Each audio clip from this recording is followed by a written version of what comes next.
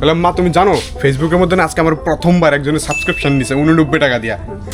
আমার তো হ্যাঁ সাবস্ক্রিপশন করলে কি পয়সা পাওয়া যায়? আরে না না ইউটিউবের মধ্যে এমনি, কিন্তু ফেসবুকের মধ্যে যদি কেউ আমার সাবস্ক্রিপশন নেয়, ঠিক আছে, ওর 89 টাকা আমার দিব প্রত্যেক মাসে। যেমন যে মোবাইল রিচার্জ করার মতন হয় না, তেমন করে দিয়ে আমার ভিডিও দেখবো, এমনিও দেখতে পারবো, কিন্তু এটা একটা আলাদা সিস্টেম আর কি। 89 টাকা আমি পাই আমার কি।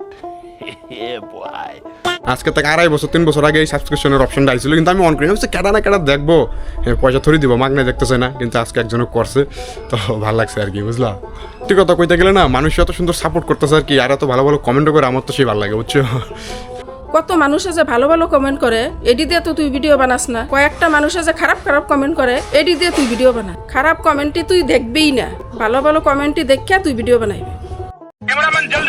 যাই হোক, মানে কি আর কই, ঠিক আছে, তো খারাপ কমেন্টে আমি ভিডিও বানাই, কারণ খারাপ কমেন্টই মাইন্ডের মধ্যে বেশি লাগে, আর ভালো ভালো কমেন্ট অনেকে শায়রি টাইরি লাগে, বুঝলা। কমেন্টের মধ্যে আমার তো ভালোই লাগে, আমি সবগুলো দেখি, আর সবাই থ্যাংক ইউ অত সুন্দর সুন্দর কমেন্ট করার লেগে। প্রিয়াঙ্কা ব্লগস নামে একজন আমার প্রায় কমেন্টের মধ্যে শায়রি লাগে, ঠিক আছে, আমি লক্ষ্য করি। আজকে একটা শায়রি তোমাদেরকে পড়ে শোনাই।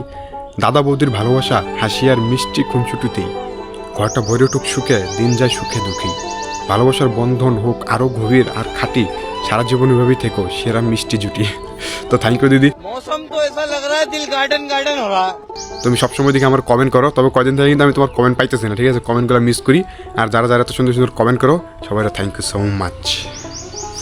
আমি ভাবি না কোনোদিন এমন রইব, আমার তো সে ভালো লাগতেছে, ঠিক আছে। যে নিচে প্রথম অনেক থ্যাংক ইউ শুভঙ্কর ঘোষ, চ্যাংড়াটার নাম আর কি, ছেলেটার নাম। আর আমার কইতেছে কি মেসেজের মধ্যে কইতেছে যে ভাই তোমার যদি যে কোনো সমস্যা হয়, যে কোনো ধরনের, আমার সাথে যোগাযোগ করো, যে কোনো পরিস্থিতি আমি তোমার সবসময় সাথে আছি, বুঝছো, এই টাইপের কইতেছে। আমি কিন্তু চিনিও না আরে।